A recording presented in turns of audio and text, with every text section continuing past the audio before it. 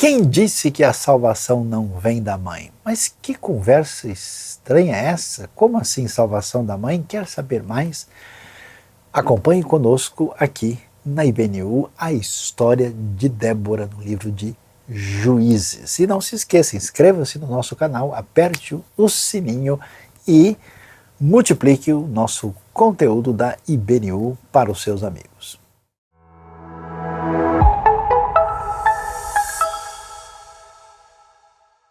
Chegou o momento de refletir sobre o que a palavra de Deus nos traz neste dia tão especial, quando a maior parte da humanidade e das próprias igrejas cristãs no mundo estão agradecendo a Deus aí pelo Dia das Mães, né, pela importância da família, a importância da mãe na formação dos seus filhos, do lar.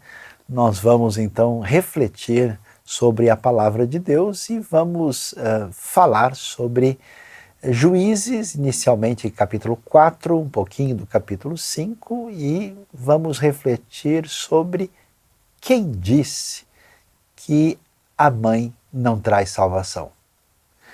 Lendo Juízes capítulo 4, nós vamos ver a Bíblia nos dizendo o seguinte: depois da morte de Eude, mais uma vez, os israelitas fizeram o que o Senhor reprova. Assim o Senhor os entregou nas mãos de Jabim, rei de Canaã, que reinava em Hazor. O comandante do seu exército era Sísera, que habitava em Harosete Hagoim. Os israelitas clamaram ao Senhor porque Jabim tinha 900 carros de ferro e ele os havia oprimido cruelmente durante 20 anos. Débora, uma profetisa mulher de Lapidote, liderava Israel naquela época. Ela se sentava debaixo da tamareira de Débora, entre Ramá e Betel, nos montes de Efraim, e os israelitas a procuravam para que ela decidisse as suas questões. Débora mandou chamar Baraque, filho de Abinoão, de Quedes em Naftali, e lhe disse: o Senhor, o Deus de Israel, lhe ordena que reúna 10.000 homens de Naftali e Zebulon e vá ao monte Tabor. Ele fará que Sísera, o comandante do exército de Jabim, vá atacá-lo com seus carros de guerras e tropas junto ao rio Quizon e os entregará em suas mãos. Baraque disse a ela: se você for comigo, irei, mas se não for, não irei. Respondeu Débora: está bem, irei com você, mas saiba que por causa do seu modo de agir, a honra não será sua, porque o Senhor entregará Sísera nas mãos de uma mulher. Então Débora foi a Quedes com Baraque, onde ele convocou Zebulon e Naftali. 10.000 homens o seguiram e Débora também foi com ele. Um pouquinho mais adiante, quando lemos agora no capítulo 5, ainda aí do livro de Juízes, lemos que naquele dia Débora e Baraque, filho de Abinoão, entoaram este cântico: consagrem-se para a guerra os chefes de Israel, voluntariamente o povo se apresenta, louvem o Senhor. Ouçam, ó reis, governantes, escutem, cantarei ao Senhor, cantarei, comporei músicas ao Senhor, o Deus de Israel. Ó Senhor, quando saíste de Seir, quando marchaste desde os campos de Edom, a terra estremeceu, os céus gotejaram, as nuvens despejaram água, os montes tremeram perante o Senhor, o Deus do Sinai, perante o Senhor, o Deus de Israel. Nos dias de Sangar, filho de Anate, nos dias de Jael, as estradas estavam desertas, os que viajavam seguiam caminhos tortuosos. Já tinham desistido os camponeses de Israel, já tinham desistido, até que eu, Débora, me levantei, levantou-se uma mãe em Israel. Quando escolheram novos deuses, a guerra chegou às portas e não se via um só escudo ou lança entre 40.000 de Israel. Meu coração está com os comandantes de Israel, com os voluntários dentre o povo, louvem o Senhor. O livro de Juízes é um livro desafiante, inclusive na IBNU nós temos um um estudo bem aprofundado e detalhado, né, que foi feito aí pelo Ministério Integre dos Jovens, seguindo aí um material preparado pelo Tim Keller. E hoje também, né, nós estamos tendo um estudo aprofundado aí no nosso estudo bíblico online que acontece durante a semana. E o livro chama atenção porque nós estamos aí num cenário de sérias dificuldades, o povo de Israel recebendo aí o cumprimento da promessa divina, chega aí na terra de Canaã. Essa terra está ocupada pelas diversas nações genericamente descritas aí como os cananitas ou cananeus, mas eles não conseguem manter a sua relação de fidelidade para com Deus. Então, em Juízes, nós vamos ter assim ciclos, né, quando a gente vê o povo indo atrás dos deuses falsos, cedendo à tentação de viver como os cananeus, e então Deus permite ou envia sofrimento sobre eles através de um povo que os ataca, às vezes no ambiente cananita, às vezes midianitas e outros que viviam ali à volta. E quando isso acontece, eles clamam ao Senhor e pedem perdão. Deus então envia um libertador, e esse libertador traz descanso e paz à terra, até que eles começam a errar de novo. E aí nós temos aí esses chamados ciclos de Juízes, e é interessante porque aqui no capítulo 4 e 5, onde aparecem as figuras de Débora e de Baraque, na verdade você tem um tempo assim especialmente problemático, onde acontece uma opressão sobre os israelitas por cerca de 20 anos. Então vamos entender o que estamos vivendo nesse momento dessa história que aparece aqui no livro de Juízes. Nós estamos num ambiente, né, que aparecem algumas referências geográficas aí. Nós vemos a menção, por exemplo, do Monte Tabor. Nós temos uma referência que tem a ver com a região do Vale de Jezreel, né? E para entender o que acontece é o seguinte, né? O povo israelita agora vai viver da agricultura, um povo historicamente nômade pastoril, e a parte do Vale de Jezreel, que é um vale que vai de Israel de norte a sul, na região ali da Galileia, perto da região da Serra do Carmelo, como é chamada, onde aparece ali próximo também o próprio Monte Tabor, não muito longe de Megido e de Hazor. Então esse vale atravessa, e ele é um ambiente, um espaço onde muitos problemas de conflito acontecem, e esse também é o mesmo vale do Armagedon, né? É o vale onde existe fertilidade, e a gente vê onde é que está a questão de quem domina essa região, domina não só a produção de alimentos, domina o espaço geopolítico daquele local, e é um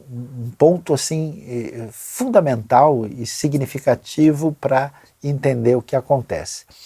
Olhando para esse cenário, nós temos os israelitas assim sem unidade suficiente, né, tentando sobreviver nesse ambiente aí com a presença dos cananeus e outros povos que os atacam com certa frequência, e é como quem vive hoje num ambiente semelhante ao de terrorismo, né? Você está num lugar onde os espaços não estão bem definidos, e de repente vem uma horda que ataca, coloca tudo debaixo de uma situação de muito perigo e problema. Aí nós temos esse cenário terrível e complicado. E a pergunta que a gente levanta nessa história toda é: o que Deus vai fazer? Como é que vai chegar aí a libertação? Qual é o caminho de Deus para trazer a salvação? Nesse momento surgem então essas figuras que são chamadas de shofetim, né, do verbo hebraico shafat, que quer dizer aqueles que são chamados de juízes. Mas juízes em que sentido? não são exatamente isso que nós imaginamos, alguém que está lá no tribunal, mas é alguém que governa na verdade. Então esses governantes, eles são curiosos, né? A gente imagina que nesse momento tão difícil, porque tudo que envolve a promessa divina, a continuação da aliança que Deus fez lá com Abraão, parece que tudo isso corre um grande perigo. Nós estamos numa situação de crise muito acentuada, e o livro de Juízes ele chama atenção porque Deus vai lidar e vai envolver pessoas que a gente nunca imaginou que seriam protagonistas nesse contexto de preservação, de libertação do povo de Deus nas histórias do Antigo Testamento. Então, por exemplo, o capítulo 4 começa falando de Eude, né, depois da morte de Eude. E quando a gente lê o que aconteceu no tempo de Eude, né, que enfrentou o rei de Moabe, a Bíblia nos diz assim, não menciona que Deus chama o Eude no momento específico, e ainda diz que ele era um homem canhoto, né, e consequentemente, se você olha para a mentalidade antiga, a figura de um canhoto, alguém que aparece aqui, parece que não com uma convocação explícita, porque, por exemplo, para Gideão tem um chamado específico, mas você vai ver certas pessoas como Jefté, que é apontado como uma pessoa que vem de um pano de fundo de uma família com uma mãe com prostituição. A gente vê casos assim, por exemplo, Sangar, né? Filho de Anate, que matou 600 filisteus com uma agulhada de boi, ele também libertou Israel. Assim, é uma frase de um versículo e acabou. Então o livro de Juízes, assim, ele surpreende a gente, porque aparecem figuras muito humanas, muito limitadas, muito fora de qualquer perspectiva ideal. Talvez o juiz, assim, né, que a gente de fato conheça mais e ouça falar, é o próprio Sansão, que tem uma história assim um tanto quanto estranha, né? O homem forte e poderoso que vence os filisteus, mas é enganado por Dalila e que acaba assim trazendo a grande vitória sobre os inimigos, inclusive perdendo a própria vida num episódio assim um tanto quanto doloroso. Então, nesse ambiente de tanta realidade crua e absolutamente inesperada, surge a figura que a gente não esperaria, até pelos nossos preconceitos, as ideias pré-concebidas, essa coisa que é muito comum, o pessoal dizer, não, que na Bíblia você só tem machismo e não sei mais o quê. Surge a figura de Débora. E Débora vai aparecer descrita como a pessoa que, num dos períodos mais longos de opressão, surge como protagonista da libertação, da salvação de Israel no contexto da época do juiz. E quem é essa Débora? E como é que a gente entende o que está acontecendo aqui? O texto diz para a gente que Jabim, né, versículo 2, e é bastante assim provocativo o texto, porque diz que o Senhor tinha entregado o povo, né, como Deus nos descaminhos humanos, naquilo que parece ser uma realidade impensável, ele foi o autor direto dessa situação de sofrimento e dor que cai sobre Israel. E aqui é muito importante a gente entender isso, porque é muito fácil enxergar Deus na nossa vida quando momentos aprazíveis nos alcançam.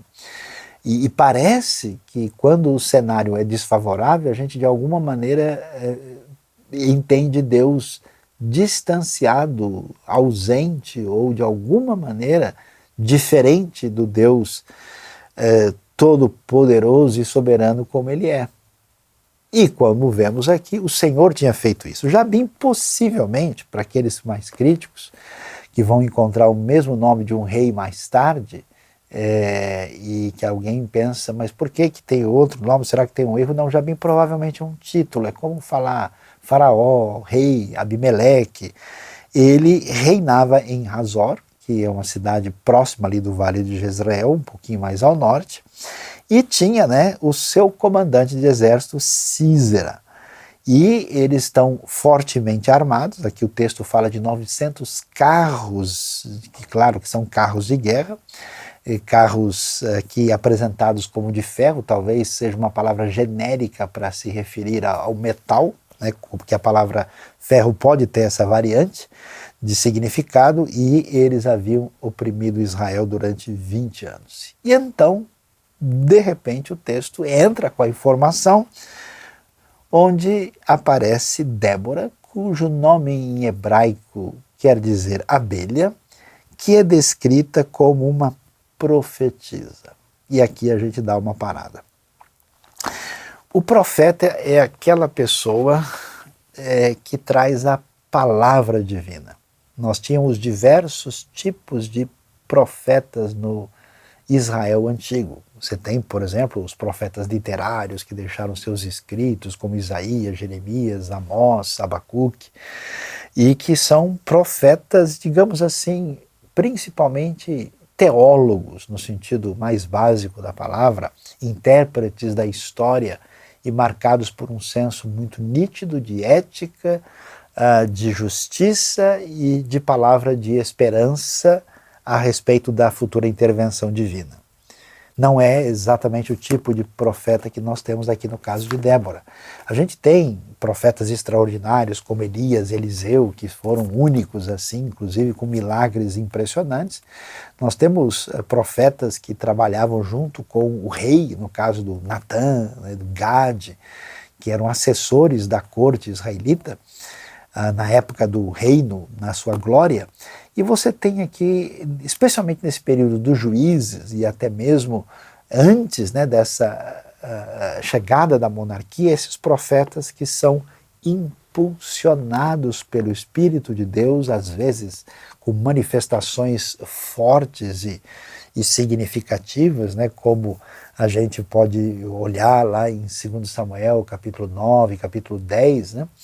E Débora aparece aqui como uma profetisa, alguém impulsionada pelo Espírito de Deus, que traz a palavra divina com respeito às diretrizes e os caminhos que Deus apresenta para o seu povo.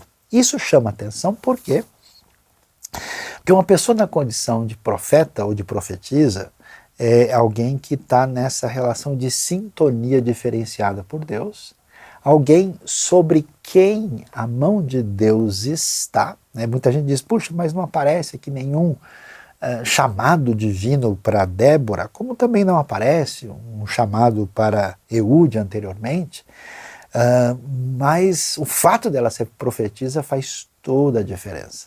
E é interessante isso porque nós temos poucas figuras explícitas de profetisa em toda a Bíblia.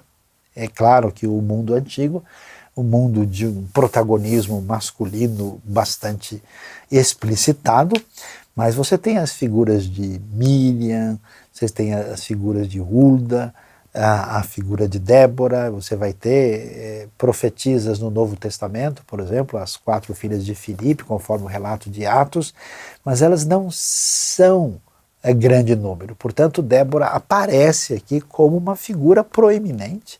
Ela, vamos dizer, invade a cena de uma maneira inesperada, porque você está num conflito, num ambiente de guerra, vamos dizer, nessa situação de ser refém do terror de um povo instável, numa terra que, na verdade, está sendo, no final das contas, disputada.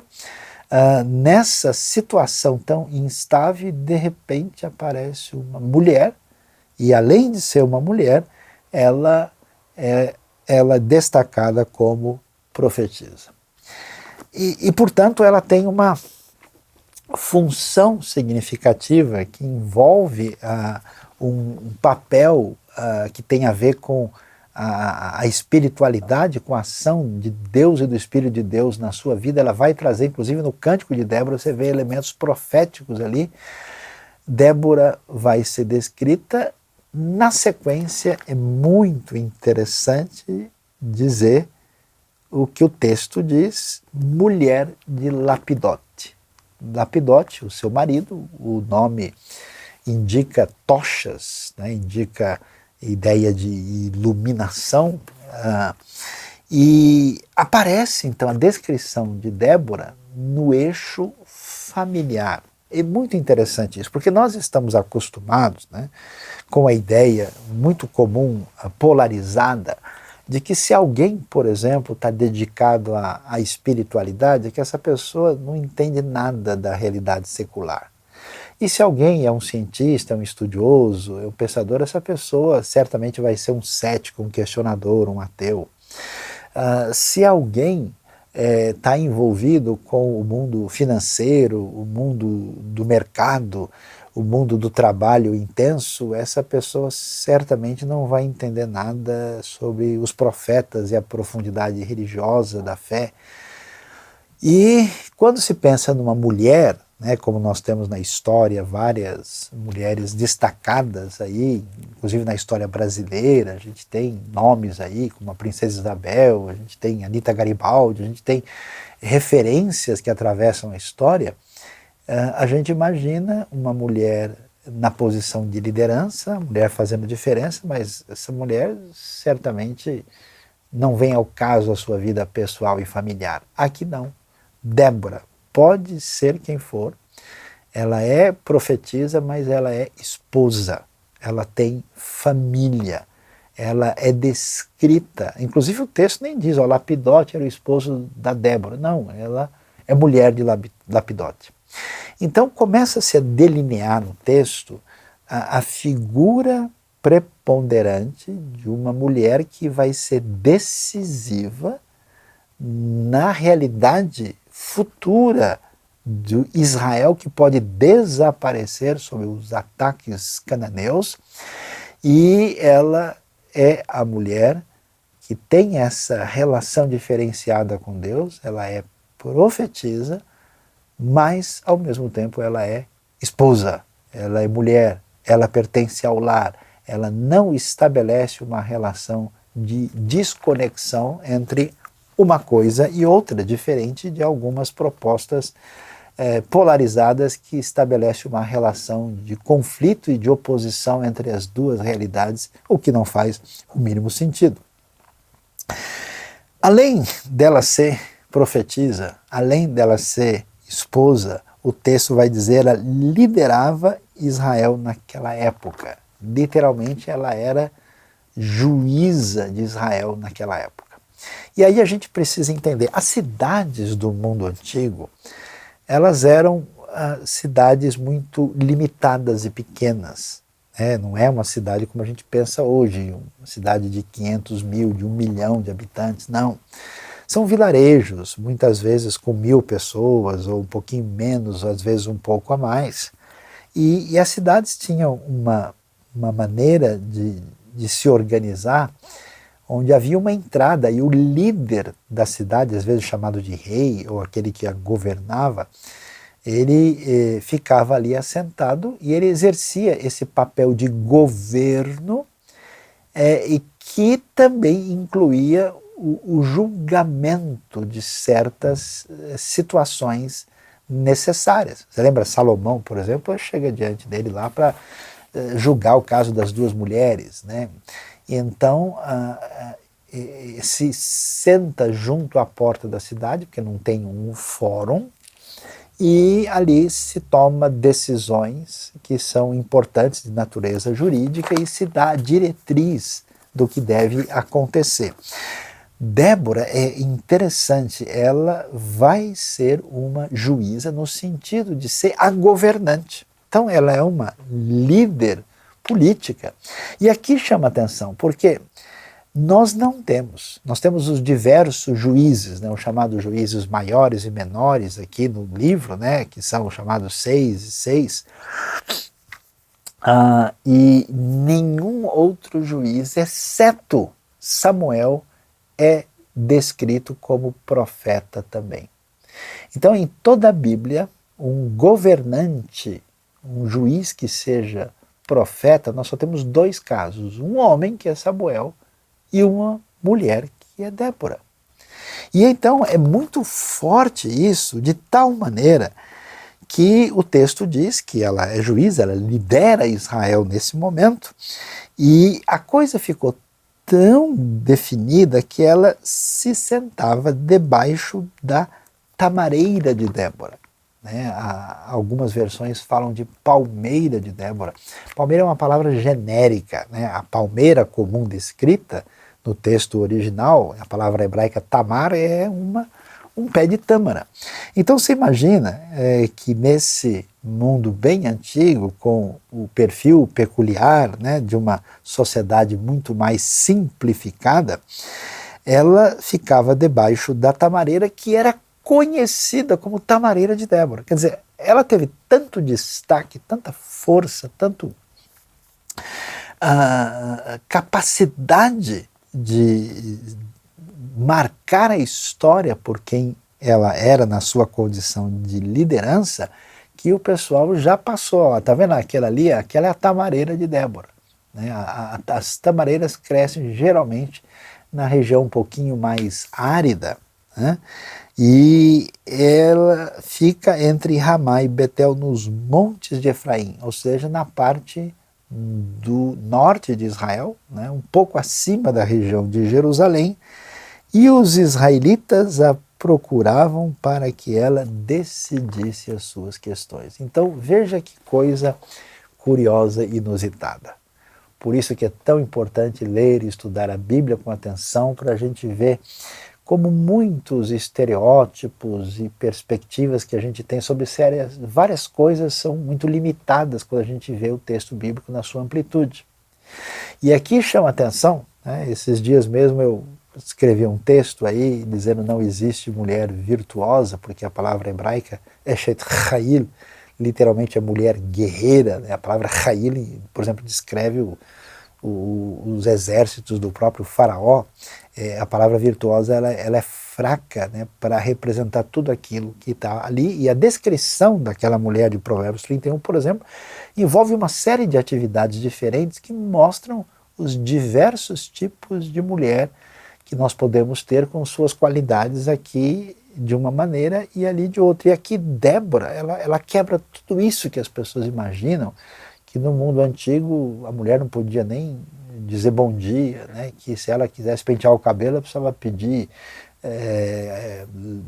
permissão para o marido. Né? Então existem certas coisas assim que realmente falta uma percepção do conhecimento do próprio texto bíblico. Então você imagina só, e aqui o texto não diz que vinham lá apenas algumas mulheres pedir para ela se elas devem cozinhar isso ou aquilo. Não, eles vinham, os israelitas vinham para que se decidisse as suas questões. Então esse governo, né, envolve uma liderança, que é uma liderança de quem de fato está nessa condição de governante e ao mesmo tempo um papel jurídico. Então Débora é absolutamente decisiva na vida do Israel antigo. E de repente surge um momento decisivo da história.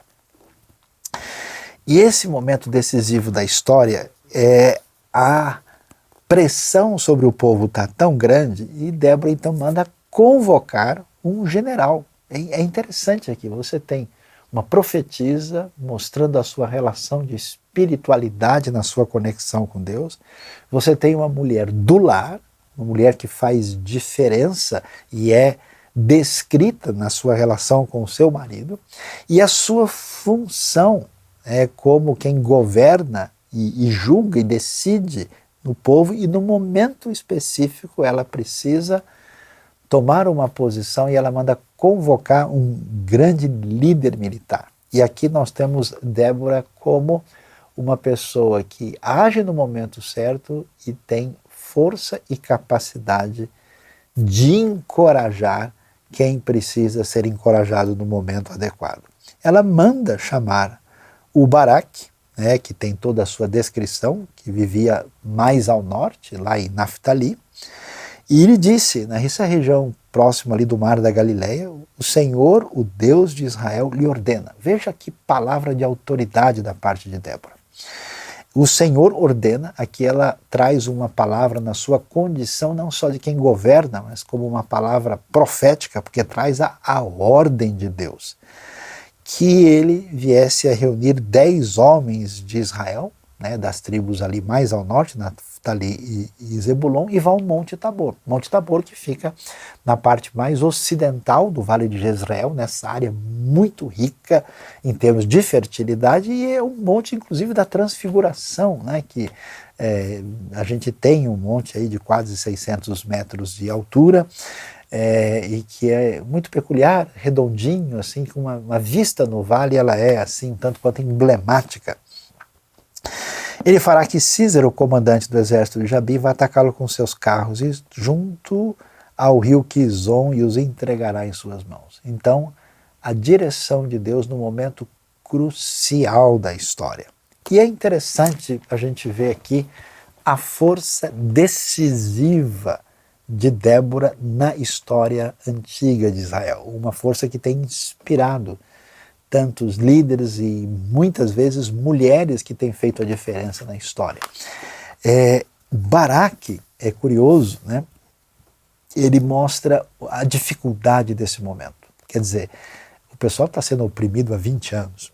A gente sabe que esse pessoal tem carros de guerra e que eles são poderosos. Esse negócio de você me dizer, ó, vá lá lutar, não é tão fácil assim. Então Baraque meio que vacila, mesmo sendo trazida a ele uma palavra que vem como de alguém que traz uma palavra profética da parte de Deus.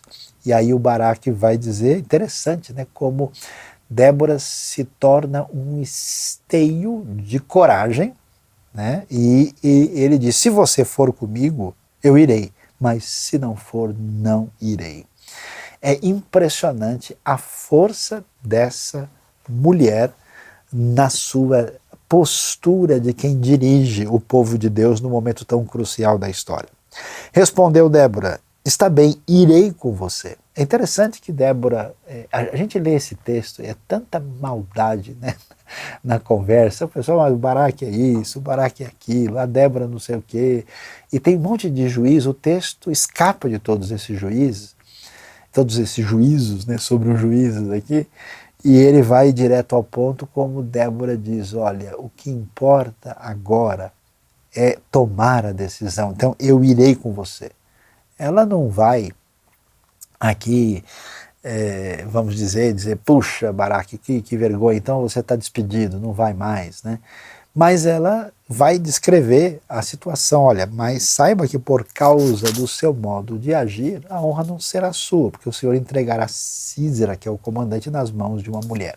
De certa forma, existe aqui essa coisa forte na Bíblia, muito forte em Juízes, é que Deus faz a sua obra para mostrar que o poder e a glória pertencem a Ele de maneira inusitada. Ou seja, as pessoas que o status quo, que a sociedade não imagina, que as expectativas do poder humano esperam, não vai ser bem assim. Então, um momento tão cruel, difícil, em que os israelitas têm pouca esperança, em que você tem um general do exército, ele vai falhar, e a glória dessa decisão, em certa forma, cai principalmente sobre Débora e depois sobre uma mulher, Jael, que vai acabar surpreendendo Císera, e então assim as coisas vão acontecer.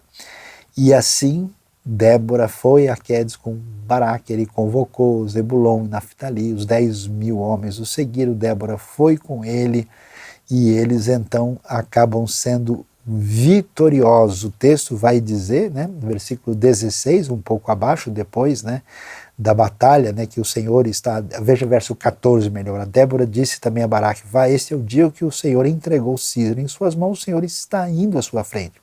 Então Baraque desceu o monte Tabor, seguido por 10.000 homens. E diante do avanço de Baraque, o Senhor derrotou Císera e todos os seus carros de guerra e o seu exército ao fio da espada, e Císera desceu do seu carro e fugiu a pé. Baraque perseguiu os carros de guerra, o exército até Arosé de Ragoim. Todo o exército de Císera caiu ao fio da espada, não sobrou um só homem. É interessante. Débora, a mulher de Lapidote. Débora, a profetisa. Débora, a mulher que é juíza, conselheira e que governa ali Israel nesse momento, Débora, que é a base da coragem, da intrepidez, da tomada de decisão no momento fundamental para a preservação do povo na história da redenção. E o que a gente pode entender daquilo que envolve tão de maneira especial a figura dessa mulher única do livro de Juízes e até mesmo podemos dizer na história bíblica? Não temos uma outra Débora, alguém com um destaque tão significativo assim. Chama atenção quando a gente lê a sequência do capítulo 5, que o capítulo 5 vai trazer para nós aqui uma outra Débora que surge nesse cenário. A Débora que surge aqui é a Débora poetisa. É a Débora que escreve um cântico onde você encontra a arte e a adoração. Né? Tudo aquilo que caminhou na vida dela é interessante, né? A sua qualidade aí como estrategista e governante, a sua condição de mulher do lar, a sua posição aí como profetisa, agora ela desfila um cântico especial, que aliás é uma das peças literárias mais importantes da Bíblia para estudar a língua hebraica mais antiga. O texto ele é muito extraordinário, ele tem elementos assim que chamam a atenção. E o texto aparece naquele dia Débora e Baraque entoaram este cântico, mas quando a gente vai ver, ele vai ser descrito na primeira pessoa, por isso corretamente ele é chamado o Cântico de Débora, quando apresenta, né, esse cântico de triunfo, essa adoração a Deus pelo livramento, pela salvação que veio através da instrumentalidade de Débora. E então o texto vai falar: consagrem-se para a guerra os chefes de Israel, voluntariamente o povo se apresenta, louve o Senhor, ouçam, ó reis, o Senhor. E tem esse elemento da descrição assim teofânica, né, que o Senhor saiu de Seir, a terra estremeceu, os montes tremeram, né, o Senhor, o Deus do Sinai, o Deus de Israel, e vai tudo isso sendo apresentado, fala dos dias anteriores de Sangar, do sofrimento do povo que já tinham desistido, até que eu, Débora, me levantei, e aí é impressionante, levantou-se uma mãe em Israel. A descrição bíblica vai mostrar que, meio que apoteoticamente, se fecha em torno da figura emblemática, libertadora e salvadora de Débora, é que ela é uma mãe em Israel. O texto bíblico não dá detalhes para a gente se Débora teve filhos, explicitamente filhos naturais, mas é muito provável que sim. Por que podemos dizer isso? Primeiro que ela é casada com Lapidote, e no mundo antigo, o fato de alguém não ter filhos, particularmente na Bíblia hebraica, é algo que chama atenção de uma maneira muito forte. Né? Então, esse tema, por exemplo, da mulher estéril, né, que é abençoada por Deus e que Deus age, né, até que ela tenha um filho, que você vai ver na história das matriarcas aí, com Sara, com Rebeca, Raquel, e depois a gente vê na história de Ana, por exemplo, a mãe de Samuel. Esses elementos eles chamam a atenção. Então seria estranho demais uma pessoa como Débora, se fosse estéril, não tivesse tido nenhum filho, e que a Bíblia não apresentasse qualquer discussão a esse respeito. Por que não aparece qualquer detalhamento? Porque isso não é pertinente à história, não é pertinente ao que vai acontecer no cenário da época da libertação que vai se dar entre os israelitas. Mas como temos o seu marido, Lapidote, e ela e sua esposa são uma família, é muito possível que ela tenha sido mãe de fato. Mas o interessante é que aparece aí da ideia de uma espécie de mãe, que na minha maneira de entender era mãe, no sentido literal do termo, mas que levantou-se uma mãe em Israel. Então, o que a gente percebe que tudo que engloba a grandiosidade da figura de Débora está ligada a essa realidade fundamental que Débora é mãe. E ser mãe envolve uma preciosidade tão fundamental que tem a ver com a ideia de nutrição, com a ideia de orientação, com a ideia de transmissão de espiritualidade, com a ideia fundamental de encorajamento e com esse triunfo especial que vem por essa condução extraordinária de perfil feminino que faz parte da caminhada da vida. Infelizmente, uma sociedade adoecida fica confusa quando a gente pensa na realidade de pai, mãe, de marido e mulher.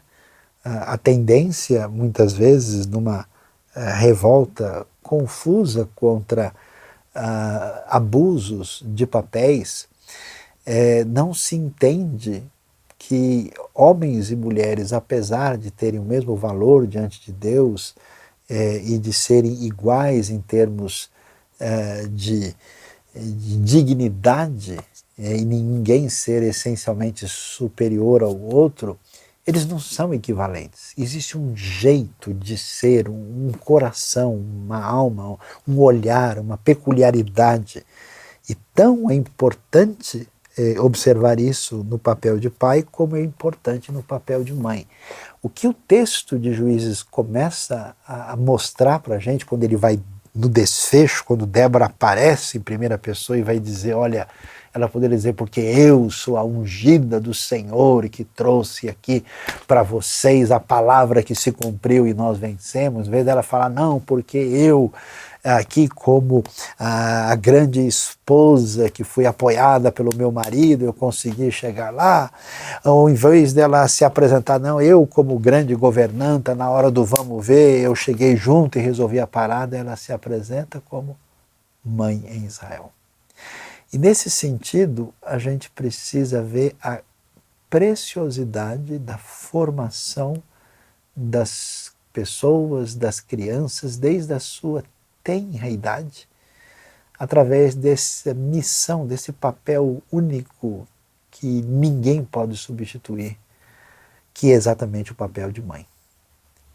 O nosso mundo hoje tem uma tendência de observar coisas grandes, proeminentes, que parecem ter um valor especial e despreza coisas pequenas e menores. Quem é a grande mulher vencedora nessa história? É essa mulher que vai trazer esse papel maternal sobre a sua própria família e que se desdobra para a história de Israel e que vai ser a salvação de Israel nesse momento, é uma pessoa de sensibilidade espiritual. As mães que têm a sensibilidade espiritual, elas semeiam isso no coração dos seus filhos como uma marca que permanece de uma maneira impressionante. Você vai ver a história de Timóteo, né? Aquilo que começa lá com Eunice, com Loide, atravessa a geração pela influência espiritual da mãe.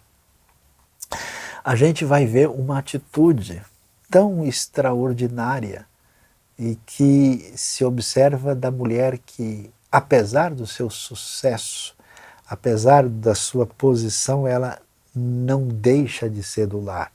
A relação dela com o seu marido permanece normal. Diferente de mulheres nada sábias que, a partir de um pouco de destaque, entram numa relação de conflito em casa, buscando uma proeminência problemática e acabam prejudicando os próprios filhos. Um protagonismo adoecido que não tem a relação de crescer juntos numa proposta de parceria. Você vê esse tom, essa liderança de batom aqui, né, de Débora, que sabe conduzir, que sabe julgar, uma mulher sábia que, com o seu tom feminino, faz diferença na construção da história de Israel. E é tão importante que homens e mulheres sejam parceiros na construção da justiça e da liderança e não adversários ou reféns de uma polarização indevida.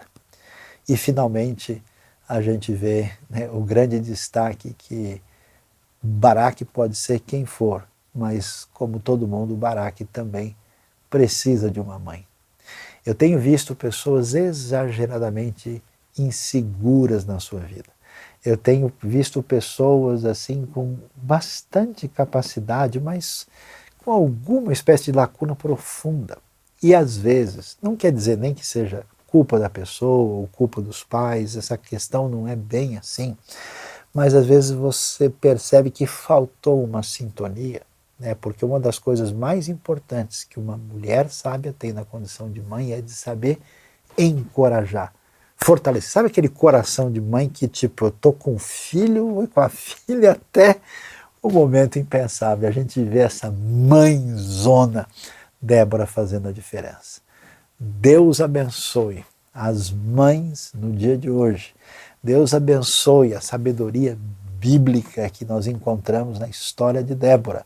E que, por incrível que pareça, no momento tão difícil da história de Israel, quando a gente já não tinha esperança de libertação, não é que a gente descobre que a salvação veio da mãe? Deus abençoe a todos. Feliz Dia das Mães.